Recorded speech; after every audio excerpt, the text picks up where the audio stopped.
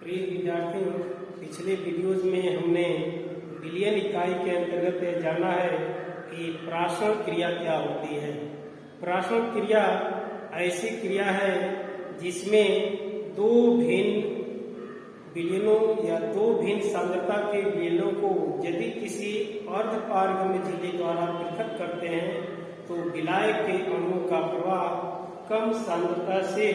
अधिक सांद्रता की ओर होता है। और इसी क्रिया पर आधारित हम तीन टर्म्स जो प्रायः प्रतियोगी परीक्षाओं में भी पूछे जाते हैं, और इसमें जो एक टर्म्स है समप्रासरी, प्रायः सभी प्रतियोगी परीक्षाओं में एक प्रश्न आता है। तो ये जो तीन टर्म्स प्रमुख टर्म्स हैं, जिसे हाइपरटोनिक या अतिप्रासरी, आइसोटोनिक, समप्रासरी और हाइपोटोनिक यानी अल्पप्रासरी विलयन क्या होते हैं कि विषय में हम चर्चा करेंगे। सबसे पहले हाइपरटोनिक। हम जानते हैं कि यदि कोई अधिक सांद्रता का विलयन है तो शुद्ध विलायक के साथ वह प्रासरण दाब अधिक उत्पन्न करता है। दूसरे शब्दों में प्रासरण दाब सांद्रता के या मोलर सांद्रता के समानुपाती होता है। वैसे ही अतिप्रासरी विलयन का अर्थ है ऐसा विलयन जिसका सांद्रता या जिसकी सांद्रता जो संदर्भ है या यदि कोई प्रांतशील है, वनस्पतिशील है, तो उसकी अपेक्षा विलयन की सांद्रता अधिक होगी। जब अधिक होगी तो उस स्थिति में यह प्रासरण दाब अधिक उत्पन्न होगा, और इस दौरान जो है प्रासरण क्रिया हम देखते हैं तो ये यदि मान लीजिए अधिक सांद्रता का विलयन है,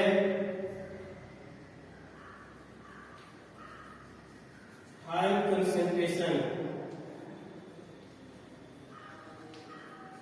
और इसमें एक कोई प्लांट से है जिसकी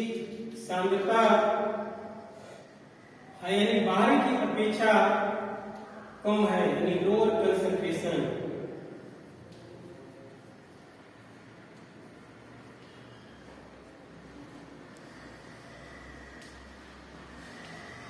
तो ये सेल, तो सांद्रता यदि सेल के अंदर सेल द्रव्य का यदि सांद्रता बाहरी सांद्रता से कम है तो हम जानते हैं कि द्रव्य यदि यह सेल की जो मेम्ब्रेन है ये सेमी परमीबल का यदि कार्य करती है, इस स्थिति में विलायक के कणों का प्रवाह कम सांद्रता से अधिक की ओर यानी बाहर की ओर होगा, और इस दशा में जो सेल है यह संकुचित होगी और इस तरह से इसकी सांद्रता अधिक होने के कारण यह डेंस, इसका घनत्व डेंस हो जाएगा, जैविक क्रिया प्रभावित होगी और ये सेल जो है मृत यानी डाई हो सकते हैं। तो इस तरह से यह अतिप्रासरी विलयन के अंतर्गत यदि हम किसी सेल का यदि हम संदर्भ लेते हैं तो सेल के आंतरिक जो सांद्रता है बाहरी सांद्रता से कम होती है, और उस स्थिति में हाइपरटोनिक सॉल्यूशन होता है। जबकि वहीं दूसरा समप्रासरी आइसोटोनिक, यहाँ पर यदि दो यानी सेल के अंदर का सांद्रता यानी सेल की सांद्रता और बाहरी विलयन की सांद्रता यदि समान है तो उस स्थिति में विलायक के कणों का प्रवाह किसी दिशा में परांतरी होता है। आइए कहिए कि दोनों दिशाओं में यानी सेल से बाहर और बाहर से सेल की ओर यह होता है, यानी विलायक के कणों का प्रवाह एक साम्यावस्था स्थिति जैसे डायनेमिक रूप में यह दोनों दिशाओं में होता है, और इसको कहते हैं आइसोटोनिक। और इस तरह से यदि दो समान सांद्रता के एक मोलर के ऐसा एक विलयन जिसमें एक मोल यूरिया है और दूसरे में 1 m यूरिया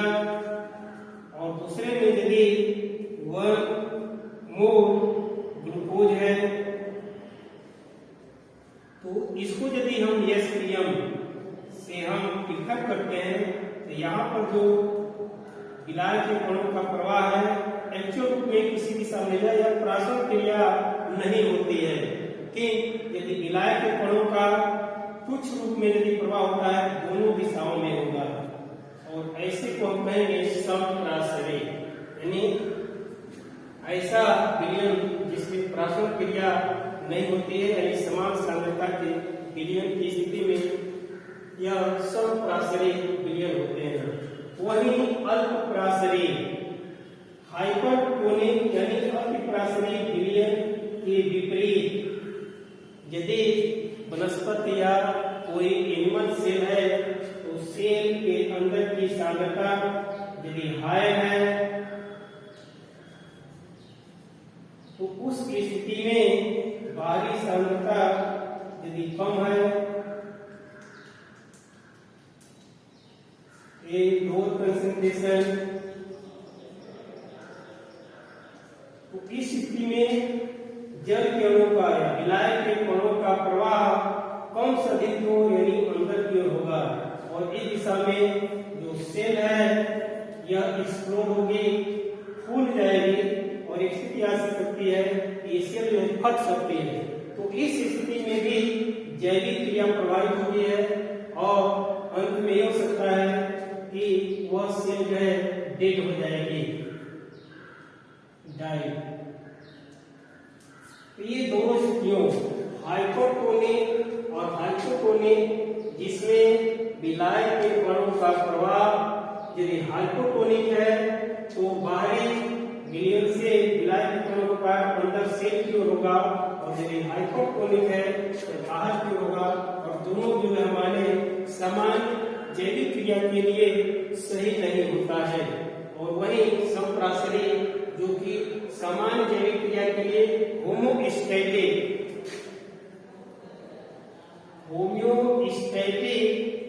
फॉर्म होता है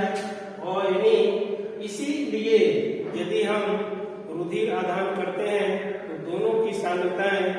समान होनी चाहिए। प्रायः 0.9% NaCl समप्रासरी का हम प्रयोग करते हैं और इसका यदि आदान करते हैं तो यह समप्रासरी होने के कारण जैविक क्रियाओं पर या ब्लड से कोई विपरीत क्रिया नहीं होती है और होमोस्टैटिक सामान्य रूप से अपने व्यवहार को प्रदर्शित करती है और कोई प्रतिकूल प्रभाव नहीं दिखाई देता। तो अतिप्रासरी, समप्रासरी और अल्पप्रासरी विलयन क्या होते हैं, इसके बाद हम एक और टर्म्स है इसका प्रयोग करेंगे। हम देख सकते हैं प्रतिप्रासरी, प्रतिप्रासरी इनवर्स या रिवर्स ऑस्मोसिस,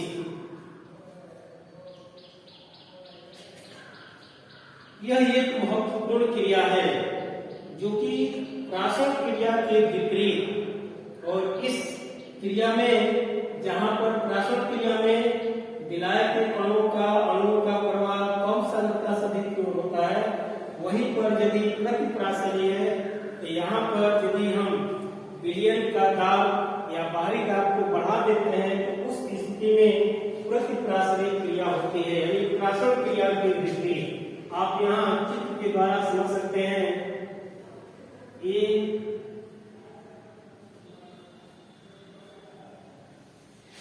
देखिए यदि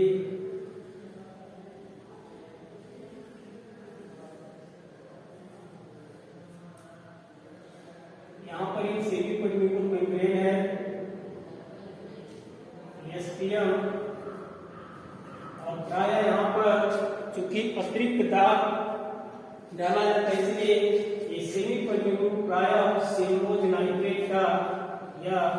सेलुलोज एस्टेट का बनाते हैं। तो ये एसपीएम एक मजबूत जिसमें यदि ये विलयन है सॉल्यूशन और ये है साल्वेट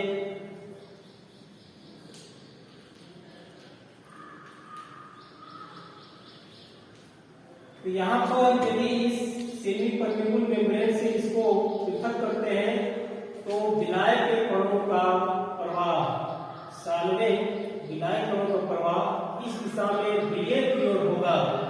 कि यदि यहाँ पर यदि एक पिस्टन लगा हुआ है तो इस पिस्टन की सहायता से यदि हम बाहरी दाब आरोपित करते हैं तो हम जानते हैं कि बाहरी दाब यदि इस प्राशन क्रिया को यानी विलायक के कणों के प्रवाह को रोक देता है तो ये प्राशन दाब होता है। यदि ये प्रेशर और अधिक बढ़ाते हैं, दाब का मान बढ़ाते हैं, जिस स्थिति में P का मान ग्रेटर देन हो जाता है प्राशन दाब P से, ऑस्मोटिक प्रेशर,